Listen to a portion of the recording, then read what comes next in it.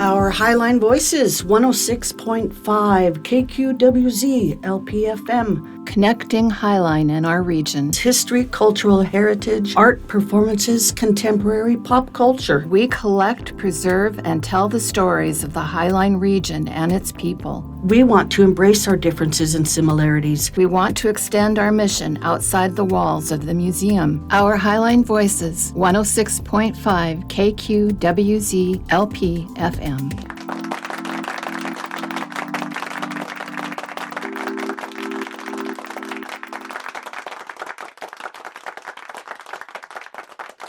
Hi everyone, this is Nancy from the Highline Heritage Museum and welcome back. Today we have a beautiful guest and I just cannot say more about her. She's just amazing. She's so cool. She's so vibrant.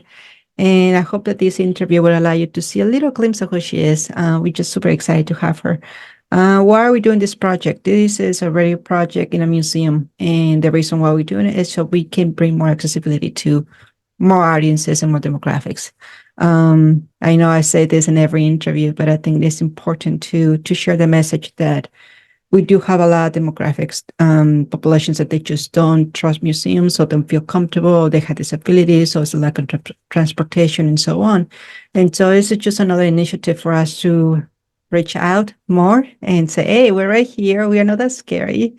And then hopefully we continue to invite more people to just the concept of sharing everyone's stories. And that's the mission of our museum, is to share the stories in Highline and then to hopefully culture those relationships and really just see that we are more than just one institution, that we are actually people behind those institutions and that there are values that we use to do the work that we do.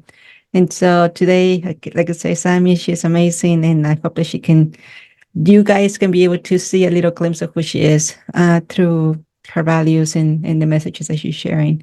So I'm going to let Sammie introduce herself and then we go after that. Are you ready? Perfect. Yeah, I'm ready. Okay. Thank you, Sammie. Thank you, Sammie, for allowing us to do this for you, with you, and just introduce yourself. Well, first, before I begin, just thank you so much, Nancy. I will take up any opportunity to hang out with you for an afternoon.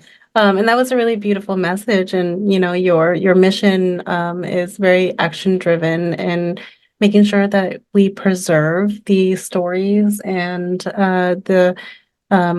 the landscape of our community and our heritage. And that comes with generations to see how they kind of evolve and grow from, you know, whether you're first generation or, you know, someone who's kind of historically always been here.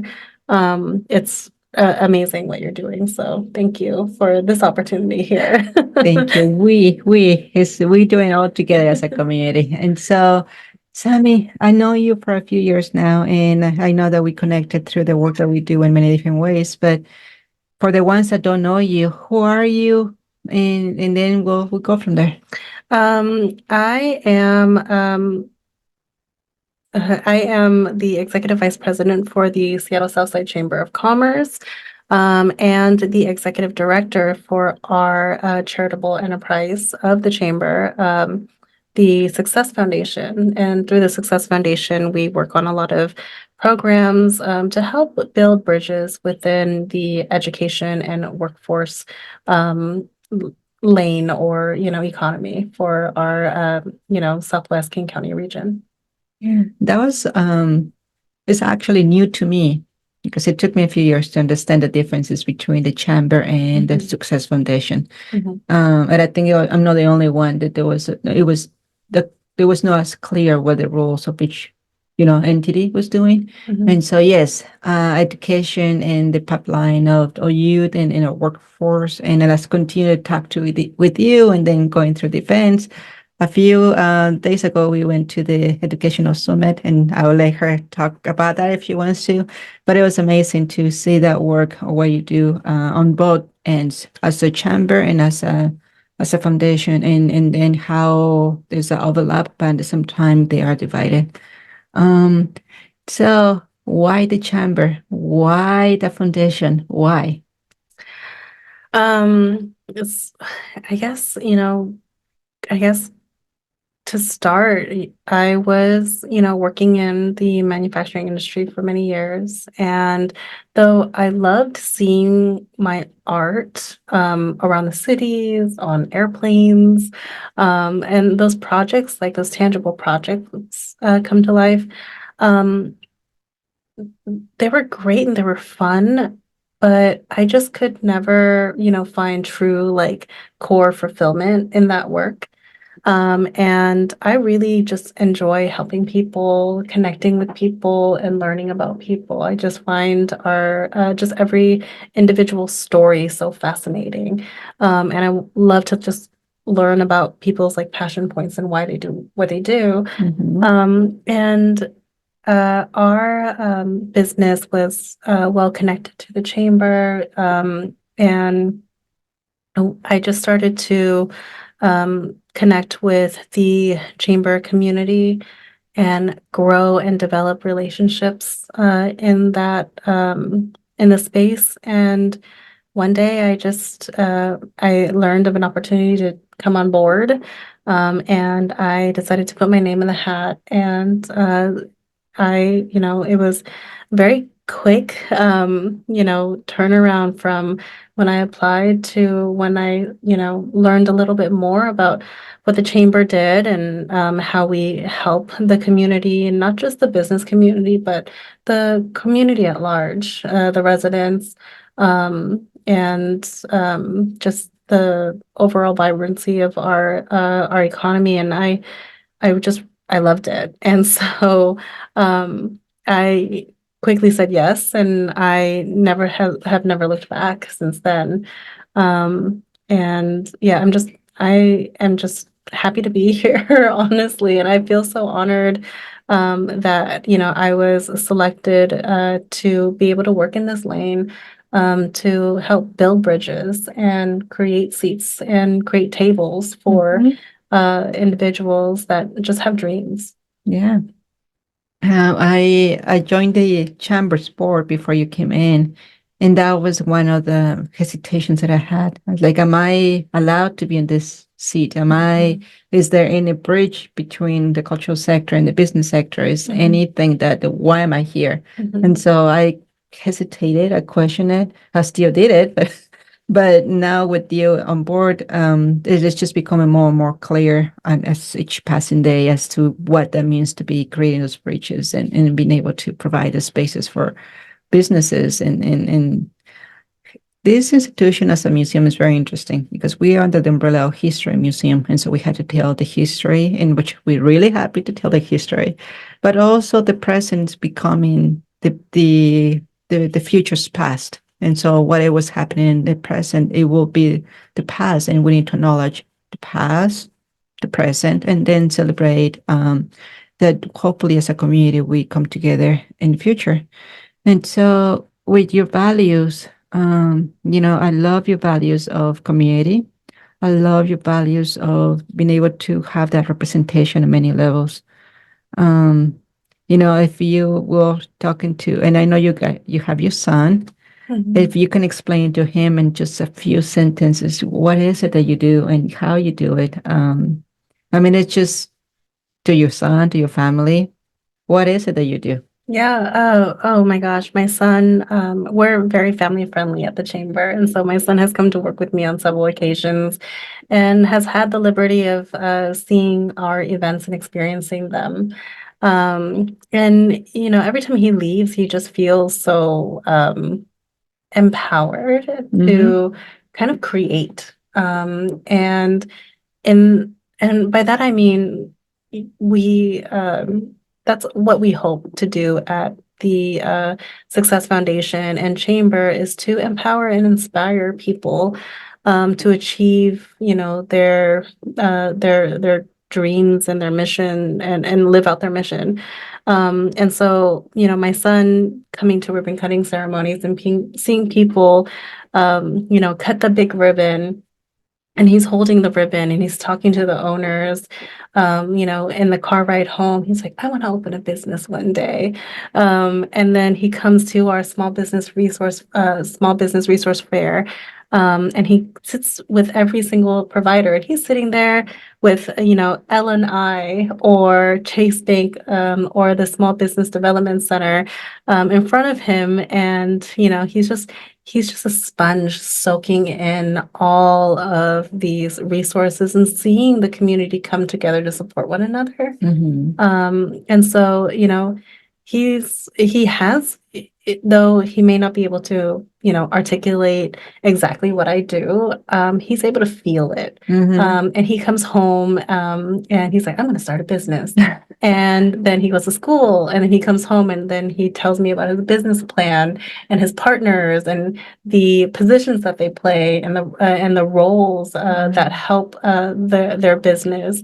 And so he's started many business ventures, and he's just really, excited to, I guess every time he engages with, my work, or sees my work, he just feels that much more empowered to do things that he may just dream of doing, but never like take action. And we think about, I'd like to do this one day, I'd like to do that one day, but he actually like puts, pen to paper and like plans it out, which is amazing to see. Or he'll draw it, and he'll bring his vision forward.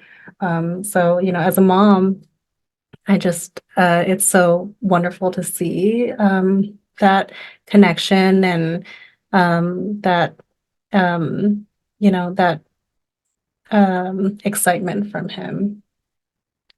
I love how you explain that through your son, because in the end, that's exactly what you do, meaning like not just to him, but to everyone around you. You inspire, you bring the opportunities, you're able to let people actually dream and say not only dream, but there is an action plan that you can implement, that it is possible. So all the elements that you just share about your son is something that not everyone has the vision to think that yes, or the permission to think that yes, it is possible. Yes, you can open your business.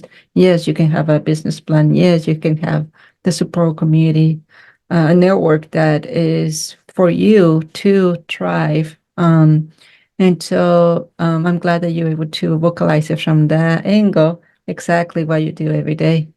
And then we look into the programs that you do, like you had the chamber and then you got the foundation, and then how they are very distinctive, but then you do blend many different values in there too.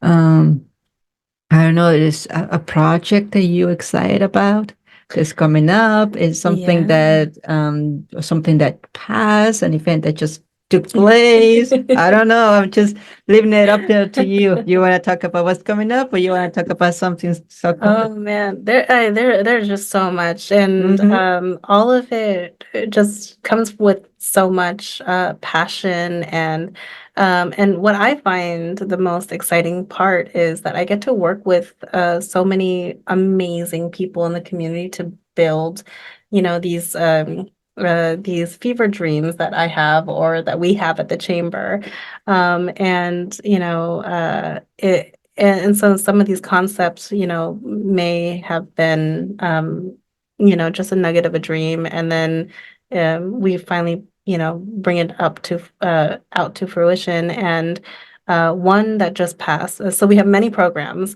but I'd love to highlight, the Success Foundation's programs. That one that just passed that is the Education and Workforce Summit and South King County Career Showcase. And that summit, really talks about that school to work pipeline. And we bring in stakeholders from all, I guess, corners of the education and workforce, the education sector, alongside like the workforce sector of from small businesses to uh, you know Fortune 500 companies, to the table to have this discussion and share with local leaders, local business leaders, and most importantly, my favorite part is highlighting the student voice. An initiative that I've, always had was bringing the people that we are talking about to the table so we can hear their voice. The students are the subject matter experts, and they are the ones that really should be advising us on how do we capture their interest, how should we reach out to them, what do they like, what's important to them, and what are their passions, what don't they like. Yeah. And so we can make sure that we're meeting them where they are, while also like bridging gaps in our workforce areas. There are many, dying, industries out there, but how do we revive that by bringing in this next generation of, leaders that can really help create innovative pathways to ensure that those industries, thrive again. Because for a long time, it was the conversation was about going to college. You need to just go to college, and then you'll get a good job, and then um, it'll, you'll do great things. But that's not always the path for everyone. Going to college isn't the end all be all for everyone. It's not accessible to everyone. So we started to, and in community, we started to highlight apprenticeship programs. We started to highlight, kind of shorter pathway programs that allow people maybe entry-level access to a certain area that they might be interested in. Um, and yeah, just having opportunities for students to just share what's important to them, while also learning about what the landscape of education looks like from K through 12 in coming years, and what are the I guess motivators behind like reforming, changing, maybe what a typical day looks like for a student, and how we're working with businesses to really make sure that they are work ready when they leave the K through 12, um, um, I guess, programs out there. And so that's one program. We had about 150 people in attendance. My mom and my dad was there. It was really sweet to see. And no matter how old you get, it's always so, when you look out into the audience and you see your parents sitting there, you feel the sense of warmness, and joy seeing them out there. And then after the program, we connected about 1,200 students from roughly 8 school districts to over 100, employers or professional pathway providers. And it was amazing to look down at the floor after the breakfast and seeing that work play out in front of you. Yeah. As I said earlier, like I got fulfillment from seeing like my tangible products when I was working in manufacturing. But this is just something on a scale that I can't measure. That feeling of satisfaction that we're doing good, and the impact of an event like that, um, you know, um, has in the future of our community for our future leaders. It was my first summit last year, and when I went and I saw all the kids, like, oh my goodness, it was crazy. And then obviously the program, and you're right. I think that we can go all really technical and really professional in a lot of titles in many ways.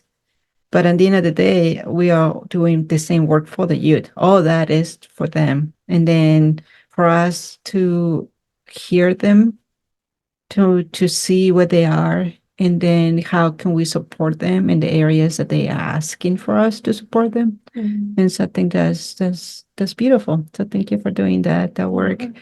You do have a beautiful team too. You have got Annie, and then you got the beautiful, 2 gentlemen, and then the ambassadors, and then everyone else around you. But I do like how organically you have between your team internally just a nice flow of things and different personalities, but this kind of this almost like the same heart beating towards the same direction. And so it's also great to see that. We are we are a great group, and it's a family. You spend more than 40 hours a week with them. And so they're my work family, and I have found such great partnerships with each person on the team. And we all, support each other and bring different areas of strengths to the table to really help round us out, make our programs more and more impactful with a diverse, lens that we all see through at the table. We just embrace each other's, independent uniqueness and talents and skills, and it really helps balance the scale out. And we all really do enjoy working together. And even our staff meetings go so long because yeah, we have a lot of business to talk about, but we just really enjoy convening and connecting with each other. And it's just I don't know, it's just a lot of fun. We enjoy celebrating each other as well and celebrating our work. Sometimes we kind of forget because like once the program ends, we like move on to the next, and so it's just foot to the pedal, just keep going, keep going. But what we all I think help each other's taking that time to really show appreciation and gratitude for each other and celebrate each other when we have these tiny little wins or huge wins like the one we just had with the summit. It's a collective effort. And it's an incredible space. And we have an amazing board that really looks out for us and cares for us. And it's just having a board with such good synergy, and like that leads us and sets the tone for our organization, just means a lot. And so, yeah, and then our ambassadors, oh my gosh, I mean, I can go on and on and on about them, but I'll digress. No, what I meant by team is that it's just so many different moving pieces, but it's beautiful to witness that it's a group of people just driven by make it happen and then aligning those values. I can go in many different directions, but I also, just want to be mindful of the time too on where do we go. It's either highlighting an exciting project there's coming up that you're passionate about and it's something unique, or more about you as a human being, as a person. And so you choose. You want to share an excitement or something more personal? I think I can blend the two. Okay. We have a upcoming project called the Southside Leadership Conference, and it is a brand new project that was, as I shared before, I like using this term. It was like a fever dream that I had. But Annie, when Annie and I were kind of like workshopping and trying to identify areas that we can be a little bit more efficient with our programming. She shared a event that she did at her prior organization. And I thought that was genius. And so I said, how could I take that type of like programming or layout of that program and apply it to what we do here at the chamber? And so, that was about a year and a half ago. And so during that time, that's always that seed has always been in the back of my brain and like watering it little by little to have it root and grow and just kind of germinate. And so it continued to like grow as I was talking to community, having these one-on-one meetings to identify, pain points in our community that are common with, you know, with I guess young professionals or just professionals that find themselves in leadership. And I myself, I consider myself a geriatric millennial, and and I find myself in this leadership role but I want to find more ways to invest into fine-tuning my skill sets and, how I can be most effective and most efficient in my communication or my leadership ability. And I was running into barriers. And so in my own personal experience, it was, whether it was cost or it was too far, or um, there was a time commitment that I just would not be able to sustain with, being a mom and working and wearing multiple hats. And so I was not able to take advantage of opportunities because of those barriers. And so, I'm also talking to a lot of local leaders around, my age or, the next generation coming up, and we're all experiencing that same issue. And so I'm finding that common thread, and we're all experiencing similar issues in various areas, whether that's, finding your place of belonging in an organization, or it's trying to build generational wealth, Mhm. or it's, young parents trying to, um, you know, find a career or deciding whether or not they should go to work or go to work to pay for childcare. Yeah. Or if it's public safety, or what's this new thing, AI, that people are talking about, and should I embrace it or should I be concerned? And so, after all of that, I kind of I sat with it for a while, again, putting pen to paper, just doing a full brain dump, and then working really closely with Annie, trying to um, figure out how this can work and identifying potential partners that can make that happen, because you can't do this work alone. We're, as the chamber says, we're stronger together. And so, who can we collaborate with to move this forward? And so, Annie and I workshopped it and came up with a program that addresses 8 areas of, need to help support a support leaders, and then we identified with Highline College that they wanted to bring a similar program to uh, the community, but really was just excited to see that, oh, the chambers are still working on this. But I put on my Success Foundation hat, and this directly supports education and workforce initiatives. And so we found that this is the solution. This is what we were wanting to Mhm. do. Um, so it's a day of very interactive programming, and it's incredibly engaging because each workshop is a workshop. It's back and forth. You're not listening to a speaker for 8 hours. You're not going to be talked at very much. You're going to be asked to contribute and have your voice raised in the room. And we're going to be partnering with local subject matter experts so that attendees afterwards can still have access to those subject matter experts. There's so much talent here. There is so much, is just the skills here are incredible and should be embraced and should be highlighted. And so we are going to, enlist local leaders and local from both business and community to help host those workshops.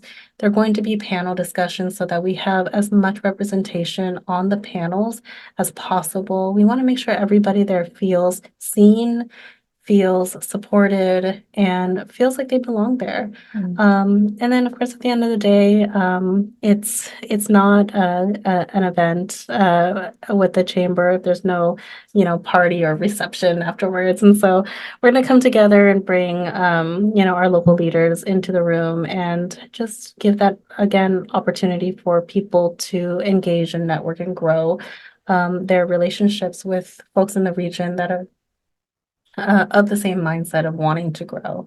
And so we're hoping to see, you know, how this first event, grows, because we certainly want to be able to bring this back annually for our members and keep it current and relevant to the ever evolving, change of times and seasons and stuff like that.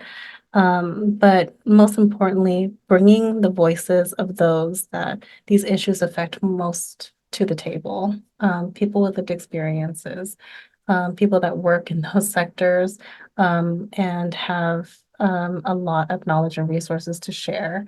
And most importantly, the members of the community that typically aren't able to access programs like this.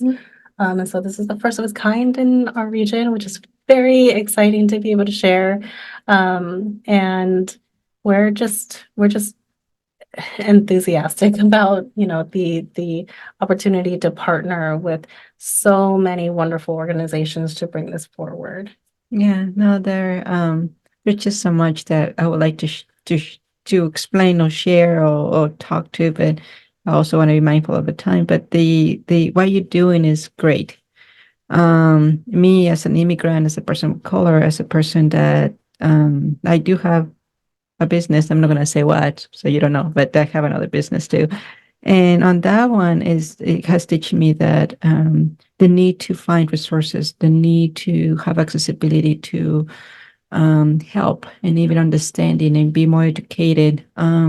So what you're doing at the Highline College, because that's the location that you're doing it, and then also serving local business, and then gather them all together and say, okay, here are those resources that we have locally. Here are the materials, and here's the network that you can work with, and introduce a new generation to this. So I think that's genius. It's genius to be able to kind of what you're doing in the Success Foundation with the young students pipeline. Now you create the bridge between the young students, teenagers, to college level students, to actually the first generation of starting their own business, to the ones that already been here and then can provide those resources, that support and that knowledge that we always going to be learning and getting inspired with. And yes, this region is so beautiful. And what I like about it is that it's not only addressing one city.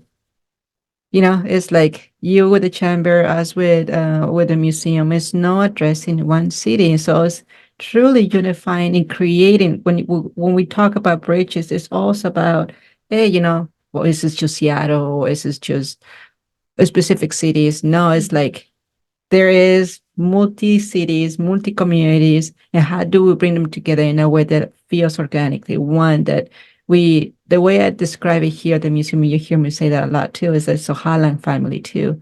I always see each one of the cities or communities like a family member, like, oh, hey, that's a cousin, that's a brother, that's whatever, but it's still family in the region. And so I'm just glad that you are taking initiative, and that you ladies are just beautiful, and your team is great. I like that you're taking the initiative.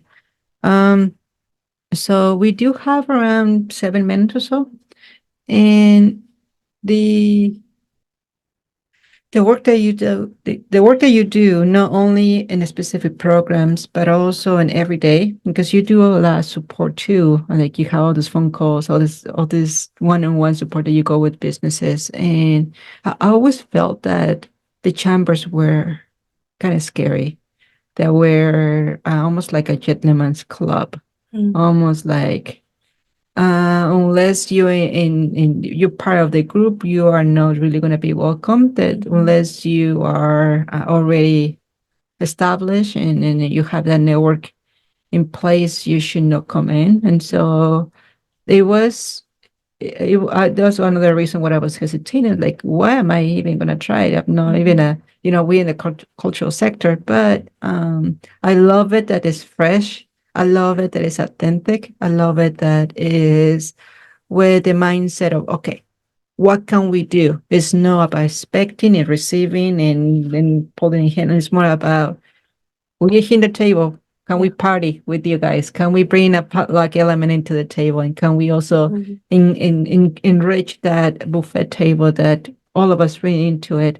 And so I love the crazy activities that you do. What I mean crazy is that there is a professional level, but Yes. then there's also a little bit of a magic around that. There's a little, Yeah, a there's a little little bit of magic to. madness to the method. Yeah, and I like that is because when you do that, people can connect with you. Yeah. And it's not about a business or title, it's more about human beings and meeting our needs as a humans.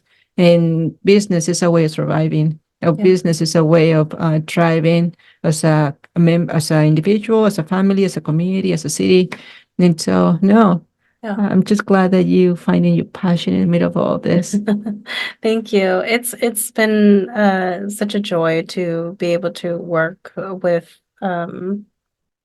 the community who's really embraced all of these ideas that our chamber has, and but really our programs are designed around the needs of our community. It's not a self-serving chamber at all. We really have our, like we shared our ambassador about we talked a little bit about our ambassadors, but they are truly the unsung heroes because they are boots on the ground.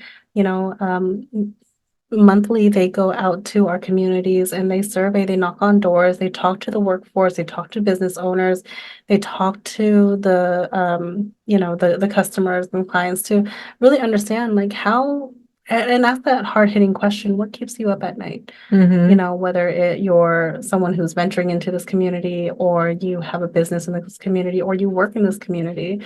We want to know so we can make sure that our programming is relevant to the actual needs, and we're being proactive, and we're bringing people to the table. We're also not the subject matter experts. There are experts out there through and through that work in so many areas. So we are just the connectors and the conveners. Um, and it's all about connection. It's all about breaking those silos down Mm-hmm. and coming together and sharing. There's we should be living in so much abundance, and we do have so much abundance. But the we need to stop, we try to stop the gatekeeping of information.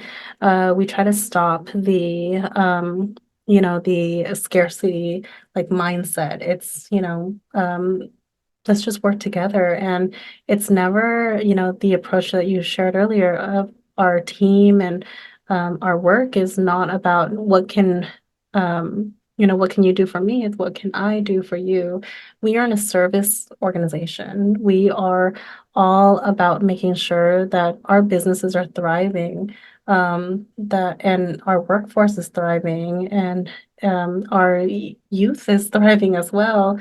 And we have in cultivating that leadership conference, we realize that we have a lot of programming for the executive level, management team. We have, our summer youth program that empowers and inspires our local high school students, and gives them career exploration opportunities and professional development opportunities, and providing them scholarships and access to technology to grow their network, and to help invest into them. So we have programming for, our youth, and in that program, we, also partner and collaborate with our local community to come in and support that program as well. But what we found was that there's this huge gap for the individuals that graduated, from college, or, kind of that post-secondary education, they've completed that, or they're like, and, entry level. And then right before they hit that executive leadership role, there is just I guess, desert of resources or places of gathering for young professionals, that is more like learning based, action driven, opportunities, and to get people all into the same room, to really help unlock our, young professionals' potential. And so, now that we have programming for the youth, it really fuels that funnel to help empower them to take on leadership roles when they, become adults. But we're also making sure that we are, kind of massaging them and like giving them the resources and the tools to be successful in the business world. And leadership and in leadership wherever they choose. And then, when they become executives, they're the ones that come back to teach. And we create this beautiful ecosystem of a sustaining ecosystem of, learning and teaching and repeating in our community. And that's what and that's just so wonderful to see it happen in front of you. When you see the Workforce Discovery Lab and those students like retaining all the knowledge, and you talk to the adults after the program, the hosts after the program, they're just like, they feel a sense of just profound inspiration being able to teach back to these students and connect with the students. And so it's amazing to see, the community just come back and give back, because yeah, when people open up a business, they are trying to solve for a need in the community, or that a need for people, providing either a product or a service. But when your business can root itself and weave itself into the fabric of the community, that's where a legacy begins. And that's just, true beauty, true community in its, purest form. I love it. I love it. I wish I would have more time to talk deeper in many different things. You as a human being, you have also a lot of stories to share when it comes to those values as to why, like, yes, you're doing it, and then you can witness your work, but then there's also why is the passion and the fire behind it, and barriers. I think that we have experienced barriers, and Yeah. it's just how we can maybe in a smaller scale kind of relate or connect to other issues. Oh, absolutely. And Yeah. so, Yeah. I mean, I was a child that was, born overseas and found herself in a concentration camp. And being able to escape that camp and then make it to America, and we, I mean, going through the challenges of navigating the American system to reach success, was a fleet that, I was not prepared for. But what supported us were the people that mentored us, the people that gave us a chance, the people that took a chance on us, my family that took a chance on me, that accepted me into, accelerator programs, that, when English was really difficult for me, when I couldn't really describe or, have the vocabulary to share what, my needs even were, or not even knowing what your needs are, just knowing that I want to get here, but I don't know how. yeah. And to have people again, they've learned, so they're teaching and they're teaching me, and being able to now be in this space where I can convene folks that have that passion to give back to the community and support their um, uh, I guess the amazing, young adults here and young students here. It's just really cool to see that the one thing that can change in someone's life is, um, another person saying yes and extending out that hand to support them. Um, because as soon as someone decided to take me under their wing, those barriers just seem to just quickly vanish. And then I had access and I had supporters and I had people saying, I believe in you, you can do it. And it was great. So I want to continue to kind of propel that experience forward in the work that I do. You do beautifully. I admire you. I admire you and respect you so much. And thank you so much for doing the work that you do. And the time is up. But one thing that we forgot to share, and I'm just going to say it briefly, she's a board member here at the museum too. So she's so awesome. So that's the only thing I'm going to say. But I hope that you like this, hearing more about Sammie and then the work that they do at the Chamber and the Success Foundation. And then that there is a human element. There's a human aspect of it. It's not just all, a wall, a face, a barrier. So now it's the bridges. There are a sea. There is empathy, kindness. There's a humanity, and then caring and loving and supporting each other. And so I hope you enjoyed this interview. Thank you, Sammie, once again for allowing us to do this. Thank you. It was a pleasure. Everyone, I hope that I'm not traumatizing you too much. I hope that you get back to us again. And yeah, thank you. Bye. Our Highline Voices, 106.5 KQWZ LP FM. We envision ourselves sitting at a round table where no one is the leader and stories are heard respectfully, regardless of gender, age, sexual orientation, disabilities, or ethnicity. Our mission is we collect, preserve, and tell the stories of the Highline region and its people. We want to extend our mission outside the walls of the museum.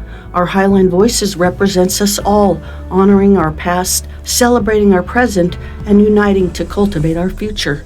This project allows us to reach out to demographics who might be unable to visit the museum. People with disabilities, low-income families, people who don't trust museums, and more. In partnership, we are launching a locally programmed new radio station at the museum, featuring recorded and live Highline's heritage, history, culture, arts, and more. Are you interested in sharing your story? Email director@highlinemuseum.org.